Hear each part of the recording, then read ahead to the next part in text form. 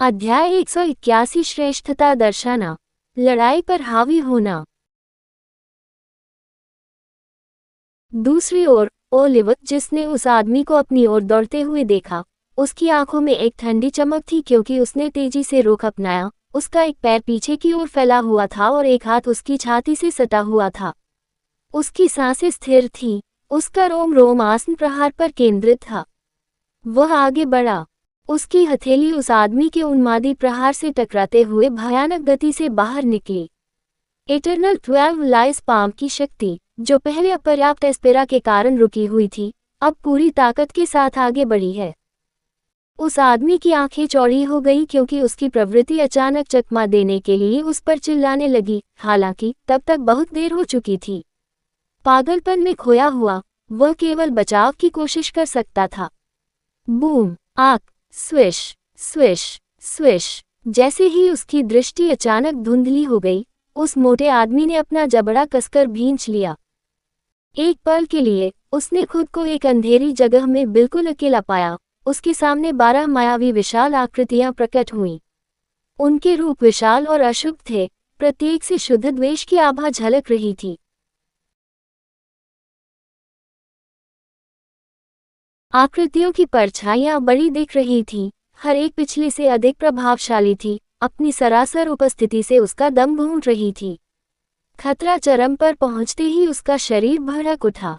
उसने उन सभी 12 दिग्गजों को आगे बढ़ने से पहले अपनी ओर देखते हुए देखा। उन सभी ने एक स्वर में उसकी ओर अपनी हथेलियां मारी, जिससे वह चारों ओर से कुचल गया। उनके रूप अटल रहे, उनके लिए वह एक कीट से अधिक कुछ नहीं था, एकमात्र कीड़ा जिसे उनकी प्रचंड शक्ति से कुचल दिया जाना था। अर्घ, वह आदमी दहाड़ने लगा और उसकी आंखें खून से लथपथ हो गईं। उसने अपने शरीर की पूरी ताकत लगा दी, प्रभाव सहते समय उसकी हर मांसपेशी सिकुड़ गई। टकराना, वह आदमी हवा में पीछे की ओर उछल गया और दूर पहाड़ी चट्टानों से जा टकराया। थूकना, वह खून का एक टुकड़ा ही थूक सका, जबकि हवा भी उसके फेफड़ों में संघर्ष करती दिख रही थी। उसका दिमाग तेजी से दौड़ रहा था, उस जबरदस्त ताकत को समझने की कोशिश कर रहा था जो अभी अभी उस पर गिरी थी। प्रभाव बहुत शक्तिशाली था, यहाँ तक कि उनके जैसा शक्तिशाली व्यक्ति भी सहमा हुआ रह गया। वह केवल कल्पना ही कर सकता था कि इस बच्चे ने उसके साथियों को कितनी बेरहमी से परास्त किया था। वह कोई साधारण बच्चा नहीं था, पहले की दोनों लड़कियां उसके सामने कुछ भी नहीं थीं। वह बता सकता था क्योंकि उसने अभी अभी उन दोनों को दबाया था। उनमें से एक प्रकाश तत्व जागृत व्यक्ति भी था। उसमें इतनी शक्ति होती तो वह समझ जाता, हालांकि इस लड़के ने, जिसका स्पष्ट रूप से प्रकाश विशेषता से कोई संबंध नहीं था, ऐसी शक्ति प्रदर्शित की। इससे उसे आश्चर्य हुआ, इतने कम उम्र के किसी व्यक्ति के पास इतनी विनाशकारी ताकत कैसे हो सकती है। इसने सभी तर्कों को खारिज कर दिया। वह केवल रैंक 1 था और अंतर पहले से ही इतना था। इसके अलावा लड़का शुरू से ही ज्यादा चिंतित नहीं लग रहा था। ऐसा लग रहा था मानो उसने सब कुछ पहले से ही गणना कर लिया था और उनके अस्तित्व को लेकर उसके मन में कोई खतरा नहीं था। यह एहसास कि उन्हें शुरू से ही कम आंका गया था, उन्हें अंदर तक परेशान कर गया, जिससे उनकी निराशा और भी गहरी हो गई। उस मोटे आदमी ने अपने दांत पीस लिए क्योंकि उसके भारी शरीर के कवच में दरारें आ गईं, जो कि संप्रदाय द्वारा उसे दी गई एक कलाकृति भी थी। मेरी कलाकृति टूट गई। ये प्रभाव कितना भयानक था। उसकी आंखें, जो पहले लड़ने की भावना से चमकती थीं, अब डर और सावधानी के संकेत से बदल गई थीं। यह एक असामान्य श्रेणी की कलाकृति थी, और यह कोई ऐसी चीज नहीं थी जो इतनी आसानी से टूट जाए, क्योंकि यह एक रक्षात्मक कलाकृति थी। इसके टूटने का मतलब था कि प्रतिद्वंद्वी उसके लिए बहुत शक्तिशाली था। लेकिन ये कैसे संभव हो सकता है? क्या ये सचमुच शक्ति थी, या उन हमलों के पीछे कुछ और भयावहता छिपी हुई थी? वह बच्चा स्पष्ट रूप से अपने एस्पेरा से रैंक 1 ओझा था, उसने इसे पहले ही महसूस कर लिया था। तो उसकी कलाकृतियां उसके द्वारा उत्पन्न प्रभाव से कैसे टूट सकती हैं? वह केवल कल्पना ही कर सकता था कि यदि उस भयानक ताड़ की चाल से उसे सीधा झटका लगा होता तो क्या होता। लानत है, मिस्टिक पर्च कबीले के सभी राक्षस हैं, यहाँ तक कि उनके बच्चे भी राक्षस हैं। हमें उनके साथ खिलवाड़ नहीं करना चाहिए था। उन्हें अचानक पछतावा हुआ कि उन्होंने इस मिशन के लिए स्वेच्छा से काम किया था। उनका नेता अभी भी कहीं दिखाई नहीं दे रहा था, शायद अभी भी बाहर से आए विशेषज्ञ के साथ लगा हुआ है, और उसके 2 साथियों को पहले ही झाड़ फूंक किया जा चुका था, जिससे वह अकेला रह गया था। अकेला और बेजोड़, उसकी पहले की बहादुरी का बोझ अब मौत की सजा जैसा महसूस हो रहा था।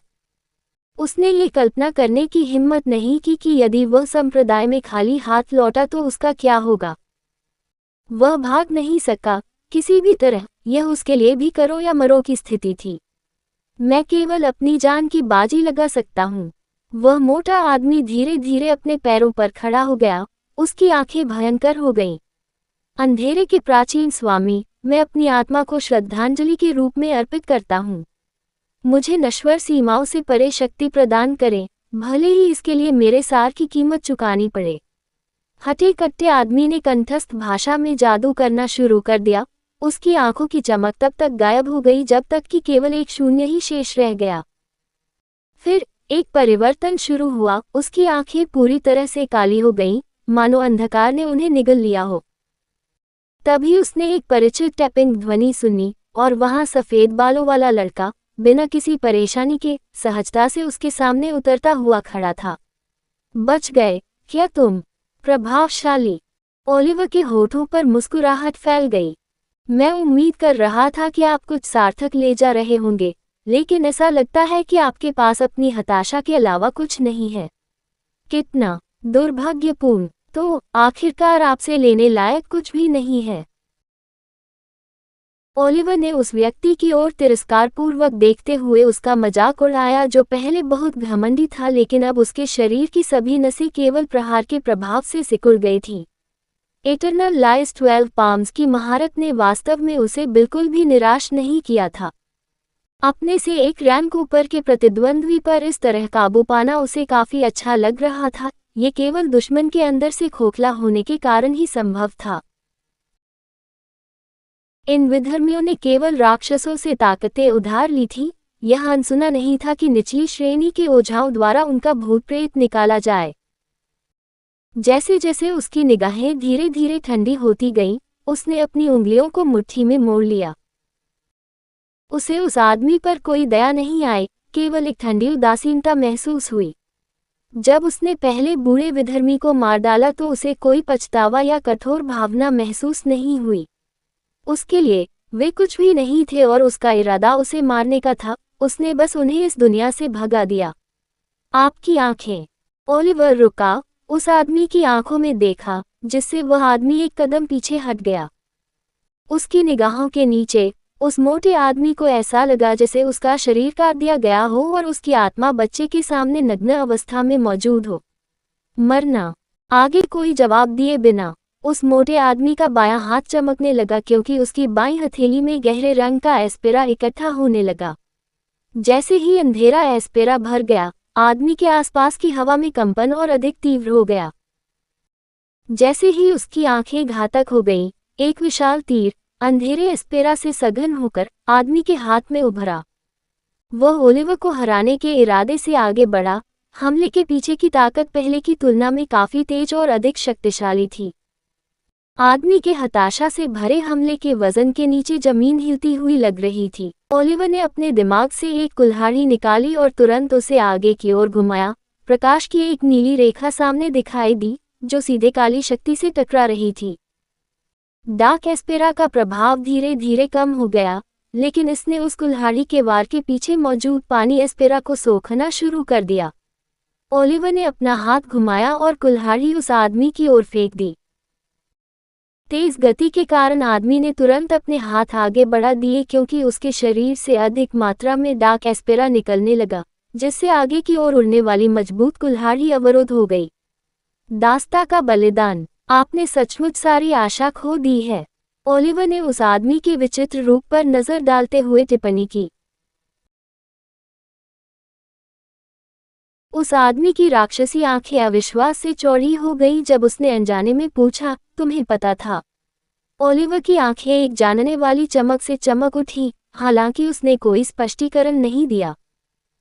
वह आदमी जिसने सफेद बालों वाले लड़के को फिर से अपनी मुट्ठी तैयार करते हुए देखा, उसे वास्तविक भय महसूस हुआ क्योंकि वह तेजी से अपने पैरों पर लड़खड़ाते हुए पीछे की ओर भागा। पहली बार उसे एहसास हुआ कि मौत उससे कहीं ज्यादा करीब थी जितनी उसने कभी कल्पना की थी। ओलिवर की आंखें सिकुड़ गईं और अचानक वह उस स्थान से उछल गया जहां वह खड़ा था, काली रोशनी की एक लकीर की तरह जो पूरे आकाश में फैल रही थी। पलक झपकते ही ओलिवर विशाल आदमी के सामने था और रास्ते में भेड़िए के सिर वाले राक्षस क्रमिक रूप से अलग हो गए। ओलिवर ने व्यंग्य किया और उस हटे कट्टे आदमी के प्रतिक्रिया करने से पहले ही अपना हमला शुरू कर दिया। बहुत तेज। जैसे ही उस मोटे आदमी ने सहज रूप से अपनी हथेली ओलिवर की ओर बढ़ाई, उसकी पुतलियां फैल गईं। भय और पागलपन में खोया हुआ वह आदमी उस पर झपटा और उस पर वार कर दिया। ओलिवर ने चकमा दिया और उस आदमी को सीधे उसके सौर जाल में मारा। टक्कर का क्षण तेज था, जिससे आदमी बेदम हो गया और टूट गया। ओलिवर की मुट्ठी तेज थी क्योंकि उसने सीधे उस मोटे आदमी के पेट में छेद कर दिया। मूके की भयानक ताकत आगे बढ़ती रही, जिससे उसके रास्ते में चट्टानी पहाड़ों की एक श्रृंखला टूट गई और भयंकर हवाओं ने चट्टान पर मौजूद सभी चट्टानों को हवा में उठा दिया। उफान के साथ हमले में नीले प्रकाश पर्दे ने बलपूर्वक उस व्यक्ति को घेर लिया और एटर्नल 12 लाइज पाम की प्रचंड शक्ति के साथ उस व्यक्ति की हड्डियां और अंग चकनाचूर हो गए। टकराना, एक और शक्तिशाली प्रभाव, और आदमी का शरीर शिथिल हो गया क्योंकि वह वापस चट्टानों से जा टकराया। आपके भूत भगाने का सामना करने का समय आ गया है। कहानी खत्म। अलविदा।